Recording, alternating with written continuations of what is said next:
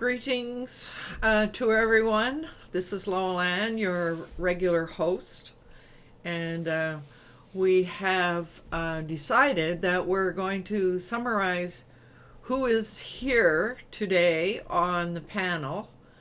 So hopefully I will see everybody who's here. And by the way, just to be democratic, I'm going alphabetically. So first of all, we have Alana Birmingham, who's here from Ireland. This is by creating and maintaining their website. And we have David Flannery, who's in Illinois, USA, and he creates affordable websites for small business. And then we have Fred Jones, who at the moment is in BC. He facilitates leadership and community building for youth.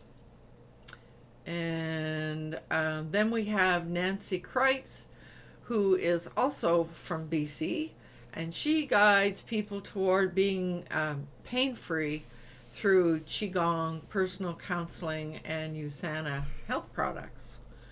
And then we have Paul Murray, who's also in BC, Canada, my neighborhood. Well, Nancy's in my neighborhood too.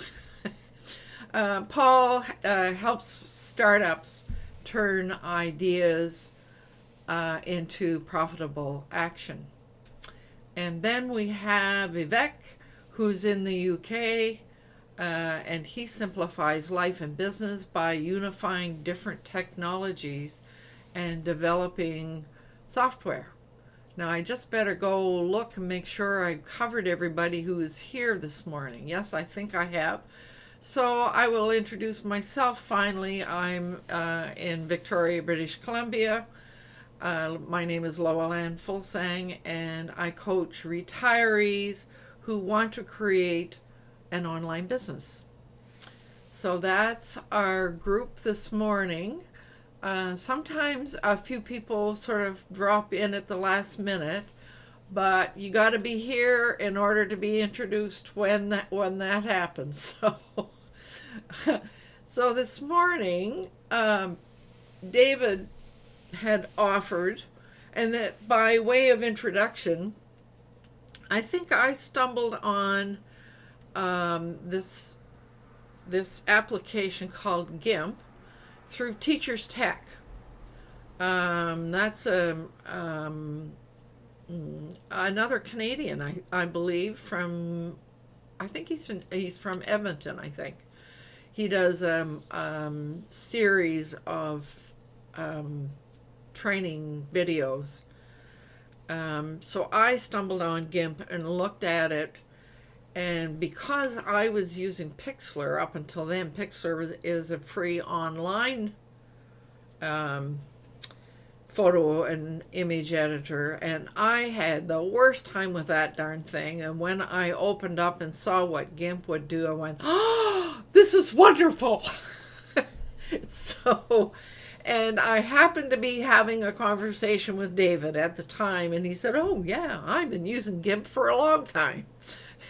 So he has come this morning prepared to tell us all about GIMP. And there were a few things that I didn't fully understand just yet. So I'm really looking forward to David's presentation.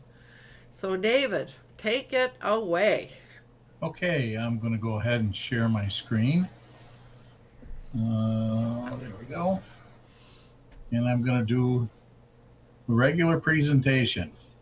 And today we're doing GIMP presentation. And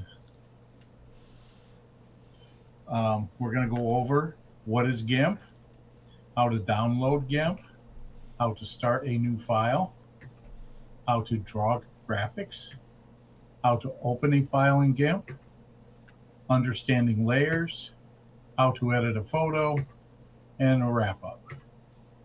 What is GIMP? GIMP is short for GNU Image Manipulation Program. It's an open source program for creating and editing graphics and photos. It saves file in GIMP format. It keeps the file format like layers, color corrections, etc. You're able to edit the above formats too. So, David, can I ask a question? Do you mind if we You can ask a questions? question anytime. Yeah. Raise your hand or interrupt. I have no problem whatsoever. Okay. So, you said it saves in GIMP format. Yes. So what does that look like? Or I mean, rather than a JPEG or PNG, what does a GIMP format look like? Um,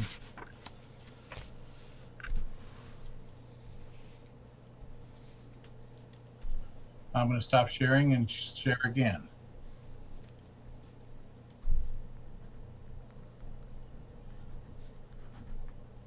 GIMP format is like this here.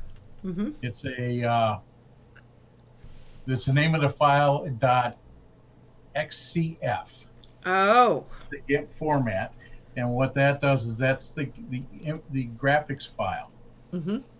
and it allows us to maintain our layers and all of the different colorations if we want to go back and change it, Mm-hmm. and so forth and so on. And so if you were if I were, I don't know, in slides and I created something and wanted to download it as a JPEG from slides, when it gets downloaded, it shows as a GIMP file. Well, when you save it, it shows as a GIMP file, but Yeah. you are able to export it as a JPEG. Okay, that's what I. It goes back to an old way of doing things that I haven't seen in a while. Most places they just save it, and you can save it at Photoshop now allows you to save it as a Photoshop file, Yeah. or as a JPEG or PDF or whatever kind of file you want it, Mm-hmm. as opposed to exporting it. I believe at one time you had to export Photoshop. Oh, right. So Okay. it's a little confusing, but once you get used to it, you understand it, and Okay. it works really well. Okay. The other thing that this program is good for is it's a replacement. Since it's an open source program, it's free. You can donate if you feel like it, but it's a free program, and it allows you to pretty much do everything Photoshop does. There's some things that Photoshop, and I have a early version of Photoshop, and I find that once in a while I do some things in Photoshop, and I do a lot of things in GIMP. Number one, it's easier for me. I've already learned it in Mm-hmm. GIMP and the slight differences between them. And number two, the things that I do in GIMP seem to work better than what I can do in Photoshop. Oh. Okay. So, but I do use them interchangeably. Like when I set up a photo for my website, the first thing I do is go into Photoshop, reduce the size to what I want it to be, or increase the size to what I want it to be, save it. Then I go into GIMP and I'll crop it or change colors or that kind. Yeah. Does that mean that you can't resize something in GIMP, You can or resize. that you're just more comfortable in Photoshop? I'm more comfortable in Photoshop. Okay. You can resize in GIMP and it works well. It just I'm more comfortable in Photoshop. Mm. I'm kind of strange that way.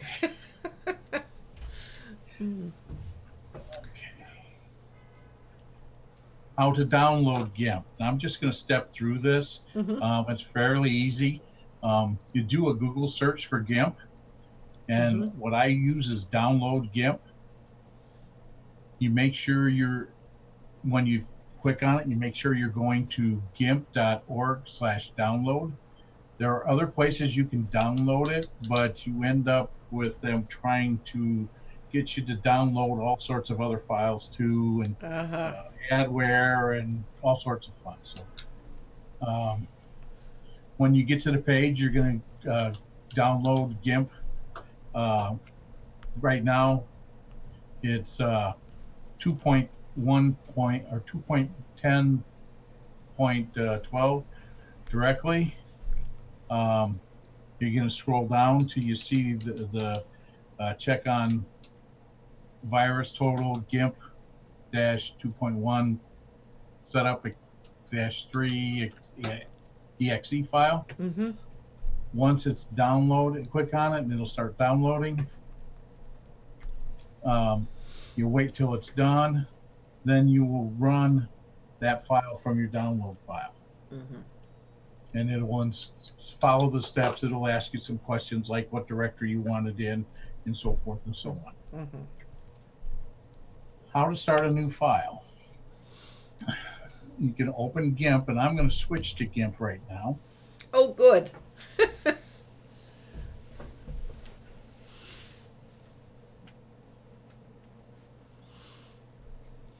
Can everybody see that? Mm-hmm. Yes. The first thing you do is you go to File, you click on File, New, Louis.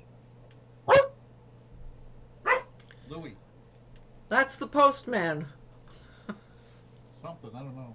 Neighbor walking the dog. You choose your size. Now you have the option of all different sizes. You can go in feet, you can go in millimeters, you can go in inches, pixels.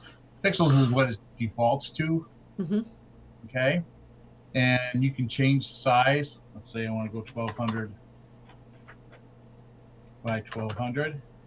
You have the advanced options that allow you to do different things, like you can change your resolution.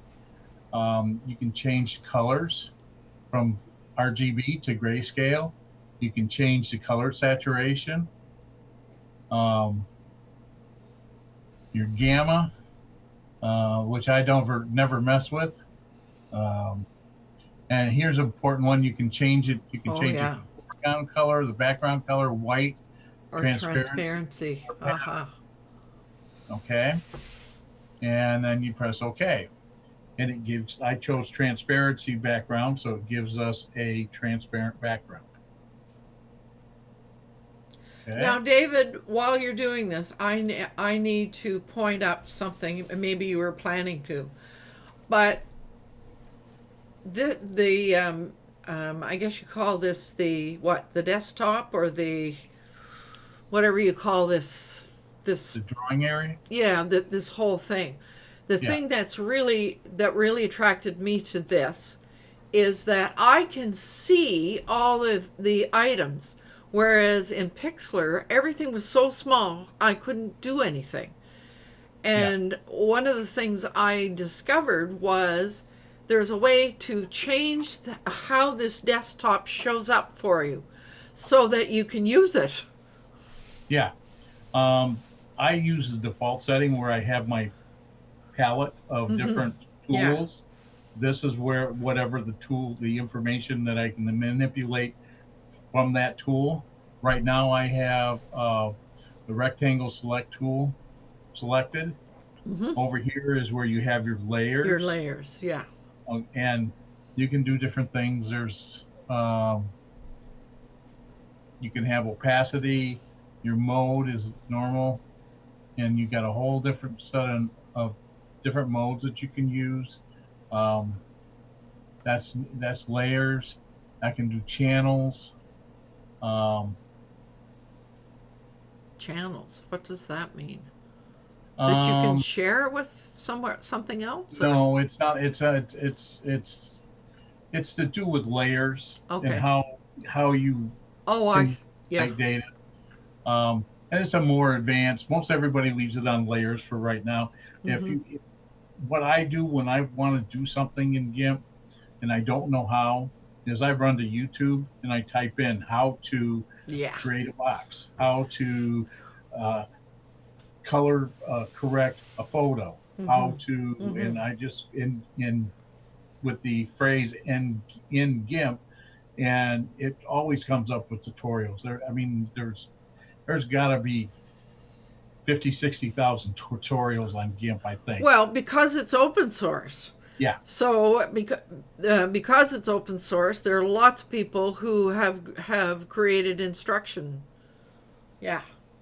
Cool. Okay. We've gone through all that. How to draw in GIMP. So I need to go back to this again. Now, these three tools that are up here are your main drawing tools. I'll show you how to do a rectangle right now. You select the rectangle tool. You come into your palette. You click and hold down. Right. Now I can make it a rectangle however I want. I don't know if you can see it very well. Yeah, we can see it. If I hold Control Shift down, now I get a box. Oh. Okay.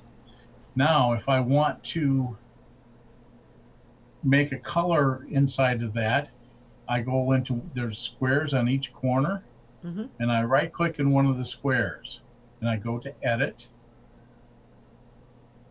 and I go to Fill, and I can fill with the foreground color, background color, or with a pattern. I'm going to go with a pattern. That's burlap. Okay.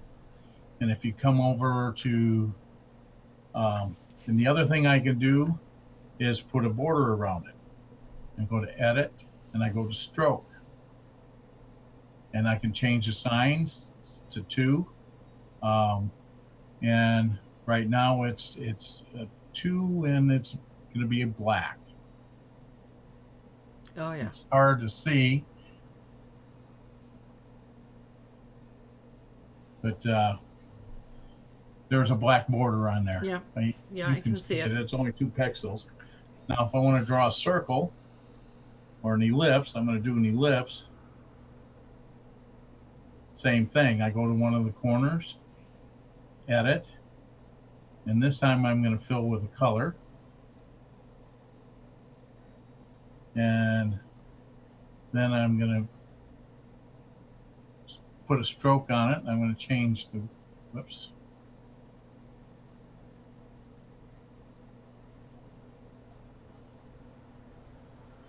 And I'm going to change the width. Let's go 10 pixels. And I'm going to change it to a pattern. So now you can see that I have a pattern around it. And you can make it, since I made this black, I can edit it and I can eliminate the black and make it see-through. Okay, so like you can put a picture in behind it. Or some text or whatever. Or some text, yeah, or whatever you want. Okay. So I went over to Tool Palette, the draw a rectangle, click on an ellipse, understanding layers. Okay. Let's go back to this. Now I'm going to eliminate this, and I'm not going to save it. Discard changes, and I'm going to drag in to open a file. I just drag it on. Okay. And this is my background file. And right now, understanding layers are a combination of materials stacked over each other. And we start with a background.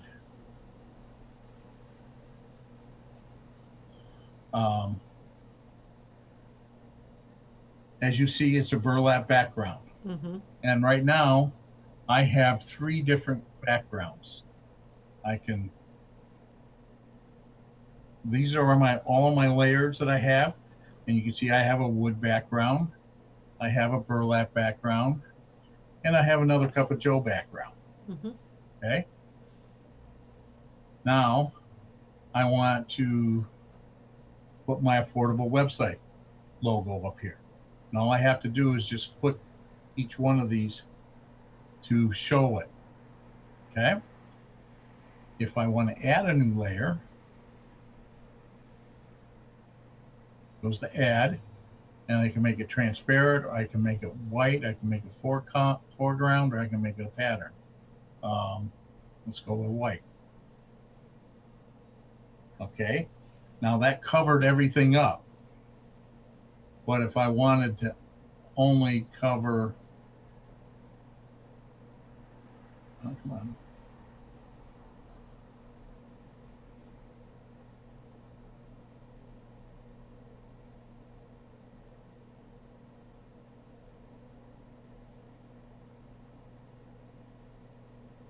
It doesn't want to move, does it? No, it doesn't. Normally it's just drag and drop.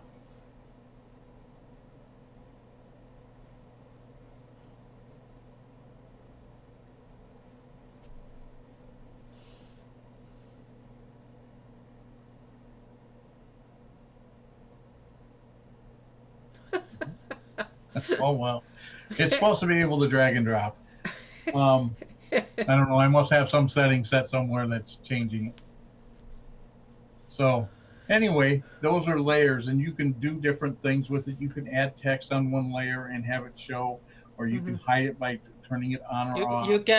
You should be able to change it using the layer menu option there. Top. No. Under the file, edit, select, view, image, all that there. Yeah, layer. Oh, You can change the stack. If you go to stack, you can change the order. Lower it, make things go up, go down. Yeah. Okay. I have used GIMP, and if you, I mean, you look at this banner, this virtual banner, the bevel effect, all that shadows and all that. You see that? yes. That You effect did that there? in GIMP? Yeah, all that is 3D effect. All that is done using GIMP. Okay. So I added a logo, new background, and you can see all the different things you can do with your layers. How to edit a photo. What I like to do is to drag it in, and I'm going to show you how to crop a photo. So I have this photo here, which if you want to, it's showing more than, the photo is larger than the screen. So all you do is you hold control down and you scroll your mouse wheel, and it will either zoom in or zoom out. Wow. Okay. So in here, I have different things that I can manipulate. I got a move tool. I got an align tool. This is my crop tool, which is what I'm going to use. A transform tool, a rotate tool, Wow. a scale tool, and all these different things. Here again, if you want to know more information, we don't have enough time to go through every one, but I'm just going to show you crop. When I do a header or a hero image, I go, it's usually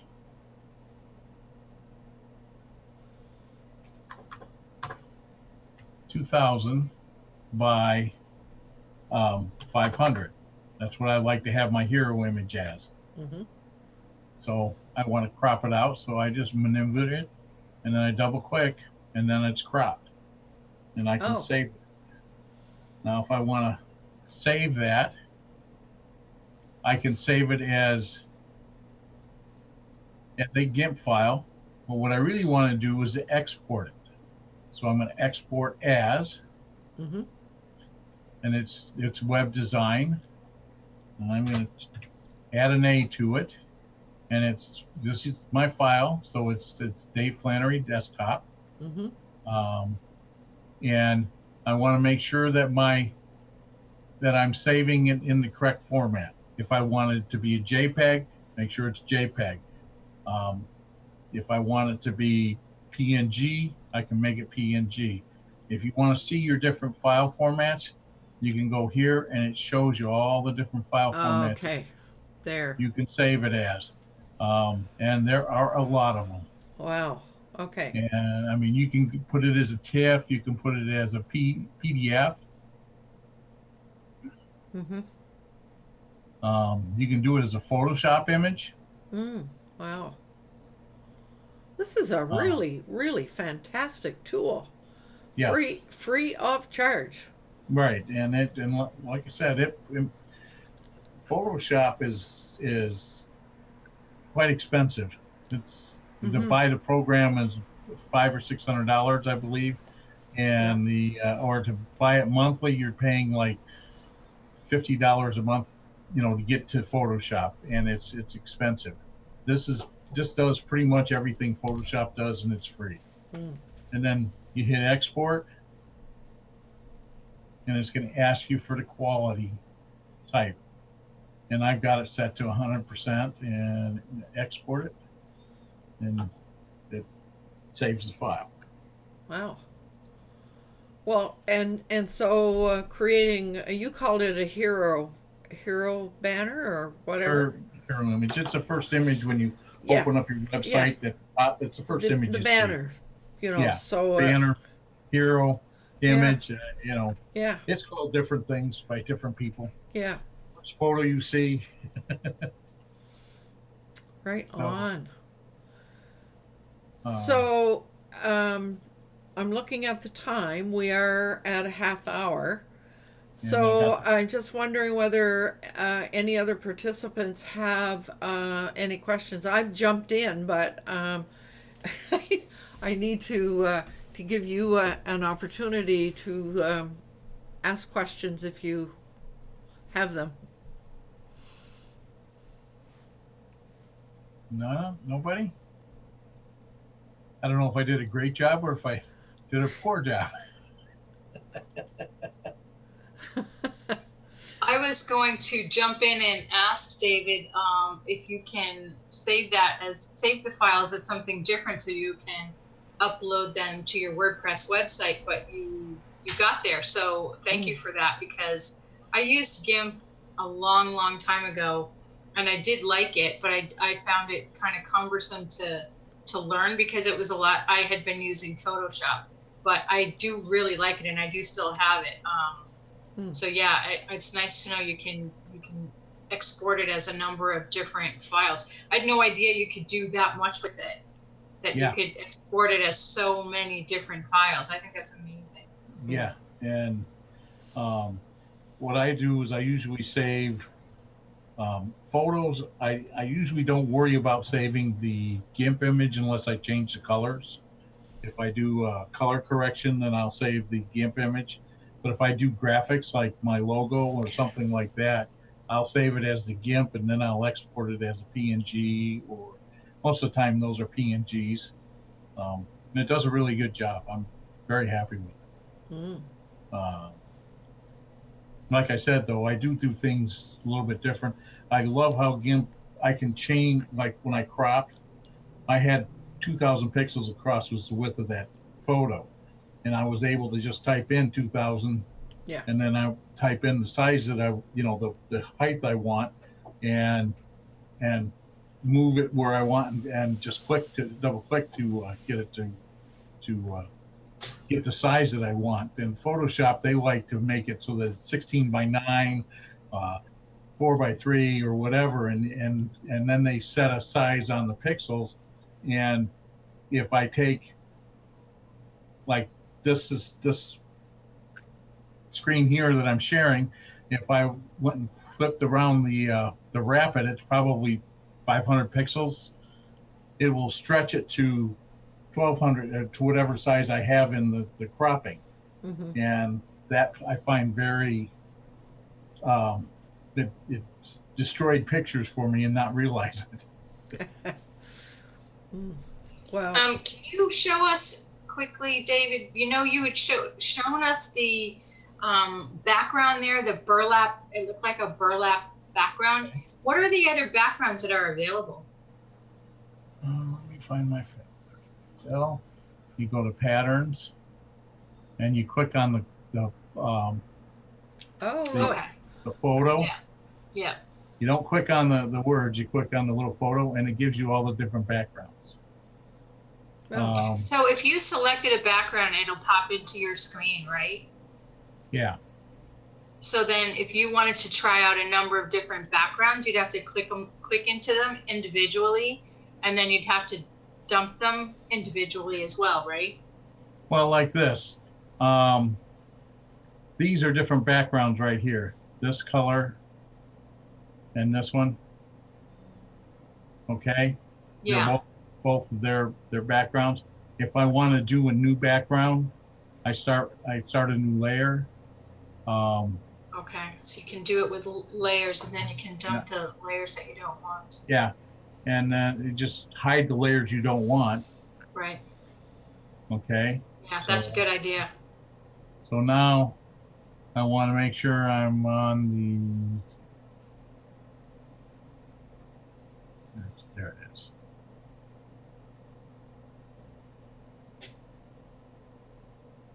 Boy, that is inconvenient.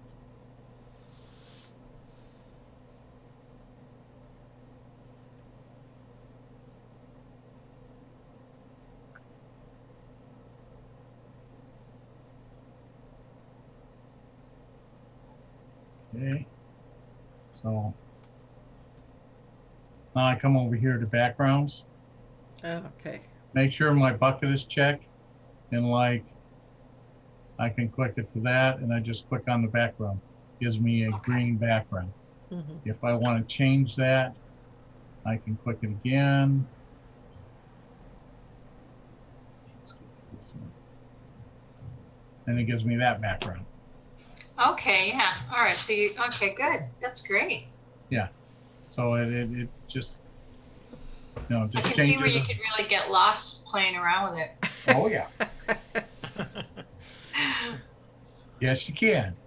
The best part is GIMP is available for Windows, Mac, Linux, various multiple platforms. So it's Oh, that's useful to know. so at the moment I'm using a Mac, Apple Mac. I still have GIMP available for me. Uh-huh. Right on. Any Well, other questions? yeah, any other? It looks like nobody's waving.